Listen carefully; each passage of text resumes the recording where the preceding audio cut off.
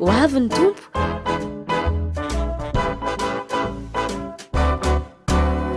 Ho avy ny tompo andray ny olonety, ho avy ny tompo tsy andriko ery. Dia fifaliana ho antenako indray no miona aminao ry havana ny amin'ity fotoana ity izay mbola anohizako ny fanazavana ny mikasika indrindra ny fiavian'ny tompo ary dia milohan'izany dia hivavaka isika. Misaotra anao ry tompoandriamanitra aranay izay any an-danitra ny amin'ity fotoana ity izay apetrako tanteraka eo ambany talatalinao fanahy masina ary amin'ny anaran'i Jesosy Kristy tompo. Amen. Androany zany dia mbola hijanona ihany eo amin'ny mikasika ny fentin'ny trompetra, andro firavoravona. Nambarako taminao fa misy andro firavoravona 7 any Israel izay napetraka Andriamanitra amin'ny Levitikos 7:20 ao. Misy dikany tena resaka faminaniana ireo andro firavoravona 7 ireo, misy dikany ara-paminaniana daholo izy ireo. Apatsahivy kely vetivety aminao aloha izy ireo alohan'ny iverenako anazava amin'ity fotoana ity ny mikasika ny andro firavoravona ny amin'ny fitsofana ny trompeta izany. Ny voalohany aloha ny calendrier jiosy dia calendrier izay manaraka ny fiodinan'ny volana fa tsy manaraka ny fiodinan'ny masoandro. Calendrier lunaire zany le izy, izay ny endry zareo any Israel. Ny voalohany indrindra amin'ny andro ny fety na amin'ireo hoe les 7 fêtes de l'Éternel, andro firavoravona 7. Ny voalohany amin'izany dia ny andro firavoravona ny amin'ny Paska, io no fety voalohany eo amin'ny fa-14 ny volana Nisan, volana jiosy zay any Israel no ankalazana an'izy io. Paska fantatsika tsy ankalazaintsika koa izany Paska izany. Ny faharoa dia ny andro firavoravona mikasika ny fihinanana ny mofo tsy misy masirasira. Ao amin'ny andro 15 volana Nisan no ankalazana izy io mandritry ny herinandro ihany koa. Ary ny fahatelo dia ny andro firavoravona ny amin'ny voaloam-bokatra, antsoina hoe fanatitra aevaeva. Ireo fety telo voalohany ireo zany dia manambara faminaniana mikasika ny nahafatesan'ny Jesosy Kristy, ohatr'izany Paska dia fantatsika tsara zay. Dia ny nandevenana azy, zany hoe ny fotoana izay nandevenana ny tompo dia tao anatin'ny andro firavoravona ny amin'ny fihinanana ny mofo tsy misy masirasira. Ary ny fahatelo izay nambara tamintsika teo dia le antsoina hoe ny voaloam-bokatra, hoe fanatitra evaeva, dia kosa dia tao anatin'io vanim-potoana io zany anatin'io andro firavoravona io no nitsangana tamin'ny maty Jesosy Kristy tompo. Zay zany ireo dikany ara-paminaniana ireo fety telo voalohan'ireo. Ny fety faefatra dia ny Pentecoste,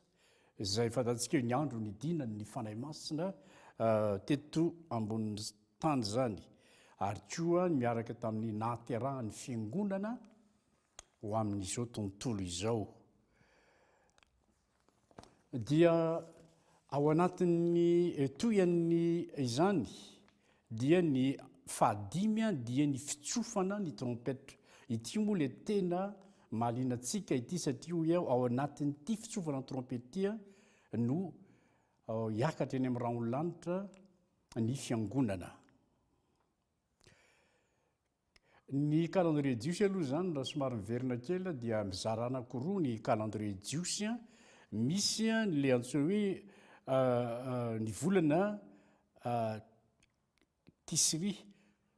io zany no manomboka le antsoina hoe année civile, misy an'izay hoe année civile zay any Israel, dia misy ny antsoina hoe année religieuse,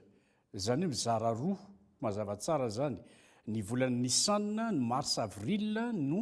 manakalazana le hoe année religieuse fa ny volana tisri septembre octobre ny année civile en Israël tsika moa tsy dia misy an'izany ety amintsika fa dia zay moa zany fizarataona misy ampy zareo jiosy izany hoy ateo zany hoe ny andro firavoravona ny amin'ny fitsofana ny trompetra io ny tena zavatra lehibe mbola azavaiko kely rehefa avy eo zany ny mikasika izay ny fety fahenina zany dia ny andro firavoravona ny amin'ny fanavotana ity le fanambarako any hoe le Yom Kippur zay andro masina indrindra amin'ny Israely ity zay ankalazaina volana manarakaraka ny fitsofana ny trompetra izy ity any hoe amin'ny septembre octobre eo any zany ny fety fafito dia le antsoina hoe fête de tabernacle fitoerana ao amin'ny trano rantsakazo izy ity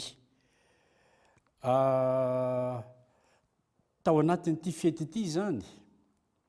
anatin'ny fety fankalazana ny fety de tabernacle no nahaterahan'ny mpamonjy ankalazaina ao andrisin'ny herinandro ity fety ity hoy ny tenin'Andriamanitra ao amin'ny Jaona toko voalohany andiny fahavatra ambin'ny folo ary ny teny dia tonga nofo ka nonona tamintsika ary hitanay ny voninahiny ary ny voninahitra mendrika ho an'ilay tokana avy tamin'ny ray sady feno fahasoavana sy fahamasinana tenin'i Jesosy zay teny zay ny teny dia tonga nofo ka nonona tamintsika ny toetra anday satria tenantsika ity dia mbola lay zany dia amin'ny fête de tabernacle ity zany zay ankalazaina isa-taona ny Israel dia fitoeran'Andriamanitra ao amin'ny olona ity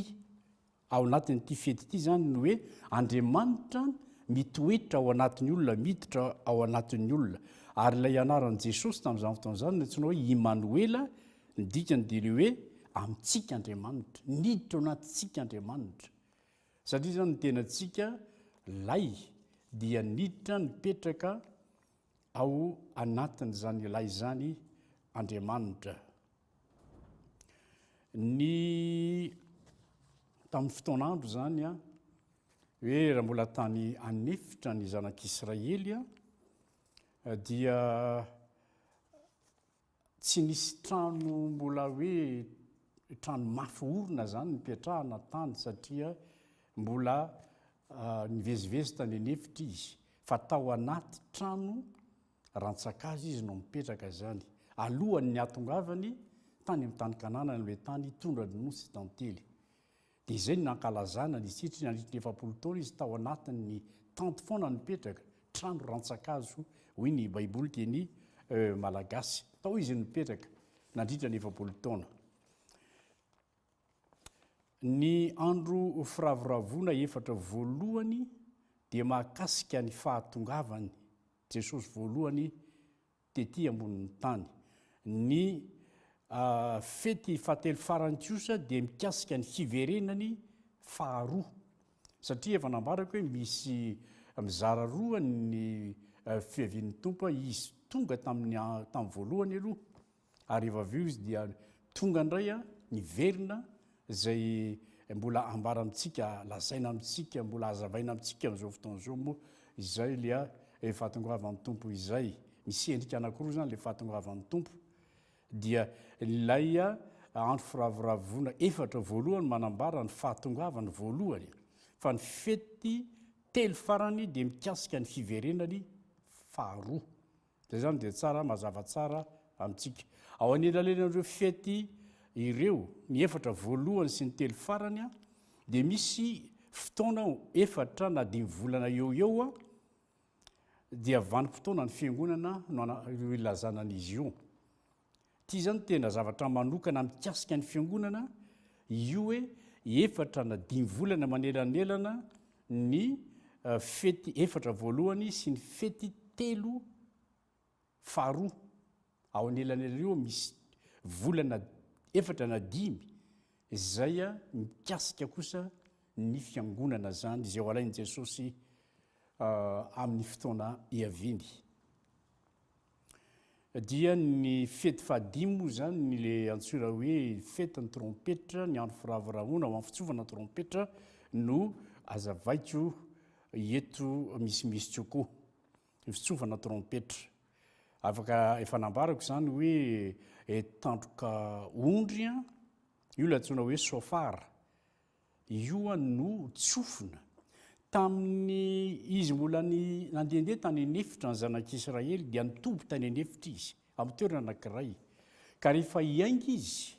hifindra toby dia tsofina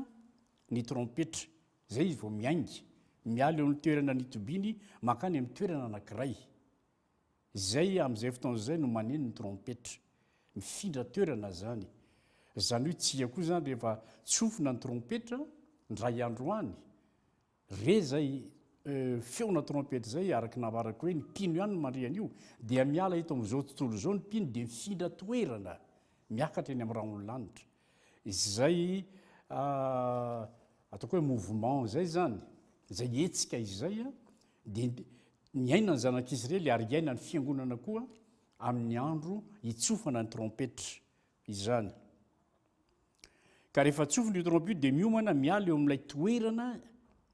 efa nahazatra azy teo aloha ny fiangonana dia lasa mifindra any amin'ny toerana anankiray izay tarihan'ny andriafo na ny andro anazy. Ho an'ny zanak'Israely ny feon'ny trompetra dia manambara fa Andriamanitra dia Andriamanitra ny famondram-po sy Andriamanitra ny fitsarana. Ny feon'ny trompetra dia miantso ny olona hibebaka ary manarakarak'izay dia milaza ihany koa ny fitsaran'Andriamanitra. Azavai kely zany le hoe ny feon'ny trompetra dia miantso ny olona hibebaka, hitodika amin'Andriamanitra zany, anakaiky anatona an'Andriamanitra. Fa anankiray ihany koa dia fanambarana ho an'ny olona izay mandatsy hibebaka dia hiara-ny fitsaran'Andriamanitra izy. Izany hoe io fotoana io zany dia fiantsona ny maty hitsangana. Antsoiko le hoe fitsanganana voalohany, première résurrection. Sy ny fiakaran'ny mpino eny amin'ny habakabaka ny lanitra araka ny efa nambara tamintsika. Ary koa entina manambara ny fiandohan'ny fitsarana amin'ny alalan'ny fahorimbe. Io rehefa tsofina zany trompetra miakatra ny mpino makeny mihabakabaka eto ambonin'ny tany kosa zay tsy miakatra rehetra zany fa tavela eto dia mandalo ny antsoina hoe fahorimbe eto ambonin'ny tany ary mbola ho azavaina amintsika misimisy koa hoe manahoana moa zany antsoina hoe fahorimbe, tsy mbola nisy toy izany hatramin'ny anorenana zao tontolo zao ary tsy hisy intsony. Amin'izany fotoana zany efa tsy eto intsony ny fiangonana, efa lasa izy. Ary izany indrindra ry havana ny antony iomanana mba tsy ho tratran'izany fahoriana lehibe zany ianao raha te handositra amin'izany dia mba meteza ho isan'ny virijinina 10 endry fa tsy virijinina 10 adala, mba niomana ihany fa tsy lasa satria nanoko totoa tsy niambina. Tenin'Andriamanitra zany miareta miambena fa tsy fantatrareo ilay fotoana. Ny volana Tisria, ny volana septambra zany no andro fitsofana ny trompetra any Israel. Ka ity volana septambra ity zany dia mila mahamana ihany ianao rehefa hoe volana septambra, volana Tisria any Israel, volana septambra eto, fa ao anatin'io volan'io zany fa tsy fantatra ilay tena andro satria araka namarako hoe ny fitsovana trompetra dia ray andro ankalazaina ray andro any Israel ary 2 andro any ivelany Israel. Firenena ivelany Israel mankalazan'izy io mandritra ny 2 andro. Fa ny fitambarana fa le fitsovana trompetra zany rehefa atambatra ihany ireo dia ray andro ihany izy zany fa tsy fantatra le izy ity fotoana hitsofana ny trompety ity zany ilay fotoana zay tsy mba fantatra mihitsy ny fiandohany ny andro zay hitsofana n'izy ity ary eo no tena mila miambina satria tsy hoe septambra zany dia hiambina foana zany ianao iomana aho fa tsy fantatra ao ilay fotoana tena hoe izay le trompetra fa maneno izay rehefa ankalazaina zany izany hoe fetany trompetra izany dia averiko any hoe ndray andro any Israela ny 2 andro any ivelan'ny Israela izy io dia hoy aho hoe io fotoana io dia fotoana ny fahamainana sécheresse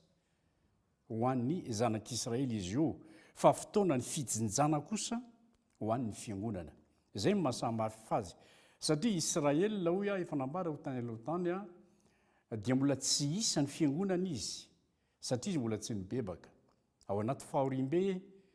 alohan'ny fihavian'i Jesosy ho amin'ny fanjakana fotoana izy vao hibebaka fa ny fiangonana kosa ao anatin'ilay hoe le vanim-potoanan'ny fiangonana efatra na 5 volana manelan'elan'ilay andro firavoravona efatra voalohany sy ny andro firavoravona telo farany ao anelan'elan'io no misy ny vanim-potoana ny fiangonana tsika zao ao anatin'izany amin'izao fotoana zao tsika mbola ity ny fiangonana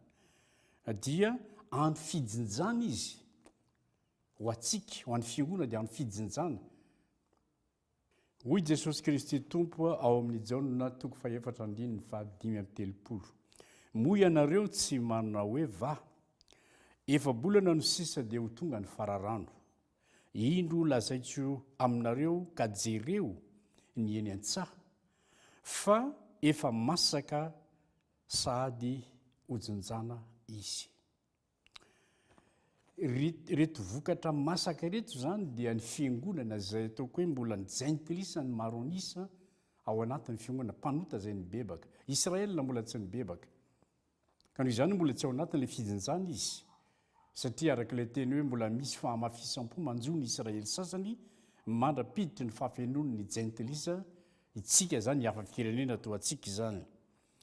mandritra ny volana Tisri septambra oktobra io volan'io notsofina ny trompetra indre mandeha isan'andro ka dia io zany anomanana ny zanak'Israely na nyvoaka an'Israely hiditra ao amin'ny volana Tisri io fotoana io misy volana anankiray antsoina hoe Elul ho septambra izy io melohan'ny volana Tisri ka ny volana Tisri ny septambra oktobra zany no andro fitsofana ny trompetra hoy aho hoe le fomba fitsofana trompetra zany eto somary mety mahaliana kely antsika ity satria misy mantsy ny antsoina hoe trompetra farany ka rehefa tsofina ny trompetra indre mandeha isan'andro zay no fitsofan'ny Israela azy any Israela rehefa tsofina indre mandeha isan'andro ny trompetra ary dia tsofina injato izy 100 fois ny trompetra anangonana ny Israela zany hiditra ao amin'ny sinagoga ka mandao ny asa mandrarà miakatra avy any an-tsaha izy dia miakatra ny Jerosalema miditra ny amin'ny sinagoga rehefa manomboka maneno le trompetra dia hoe ilay trompetra dia tsofina injato rehefa mitsokan'izy io fa mizara 120 io zato io zany tsofina indre mandeha isaky mitsoky indre zany dia 120 ny tsofana azy zay ny indre mandeha mitsofina faharoa dia tsofina 120 koa tsofina fahatelo dia tsofina 120 koa ary amin'izany dia misy fitsofana 120 intsivy zany mizara sivy ny fitsofana trompetra ka rehefa manao kazy zany ianao hoe le hoe 120 ampitomboina sivy 99 sivy amby 70 tsofina zany maneno ny trompetra le fanenon'ny trompetra zany dia maneno itsivy amin'ny 90 99 fois zato ny tena isan'ny trompetra tsofina fa rehefa tsofina intsivy amin'ny 90 izy dia rehefa avy eo lay anankiray farany amin'le fahazato farany iny no antsoina hoe trompetra farany iny.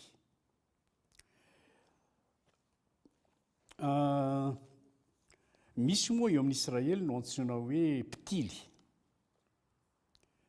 ka rehefa mahita ny tsinam-bolana ireo mpitily ireo dia manomboka tsofina ny trompetra. Ireo zany no mitily eny amin'ny habakabaka hoe tsinam-bolana, manomboka ny tsinam-bolana. Any Israely io zany dia amin'ny volana le septambra iny dia manomboka mitsoka ny trompetra. Tsy fantatra hoe fahafikira amin'ny volana septambra moa zany eo tsy fantatra eo dia tsofina le trompetra dia mijanona ny asa aman-draharaha rehetrarehetra any Israely fa lasa miakatra any amin'ny sinagoga ny vahoaka rehetrarehetra amin'izay fotoana izay. Ka averiko an'le hoe tsofina indraiky amby folo ary miverina intsivy isaky ny fizarana. Raiky amby folo intsivy zany 9 amby 90. Tsofina ny trompetra maneno izy io tsofina foana izy io zany. Dia faranana amin'ny feo trompetra lavareny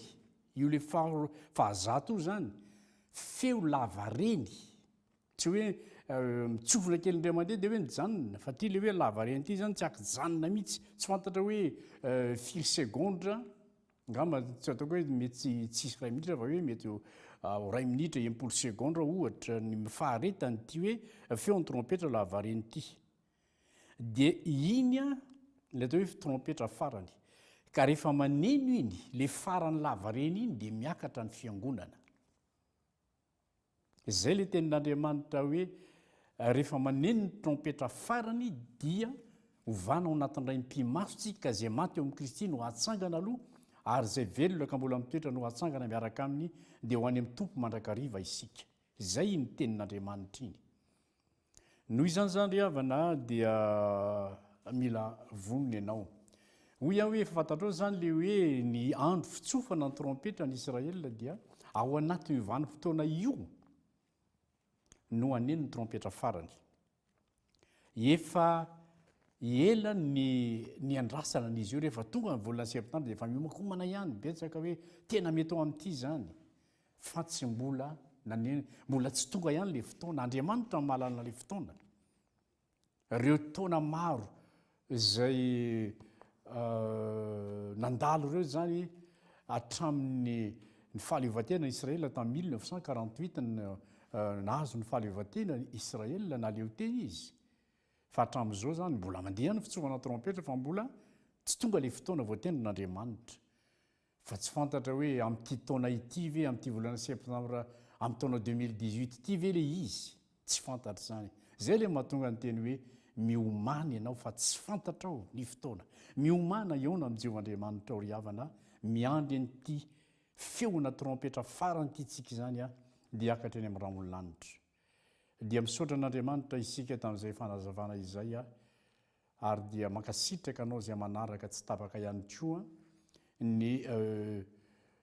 famoaboasana zay ataoko eto manodidina ny fiavian'ny tompo ary somarina veriko kely zany ty feon'ny trompetra ty satria ny tena mahaliana antsika satria ao anatin'io fotoana io ny hoekarany fiangonana hiakatra eny amin'ny ranon'lanitra. Ka dia mametraka veloma mahafinaritra ho amin'ny manaraka indray manam-piaona tompoko. Ho avy ny tompo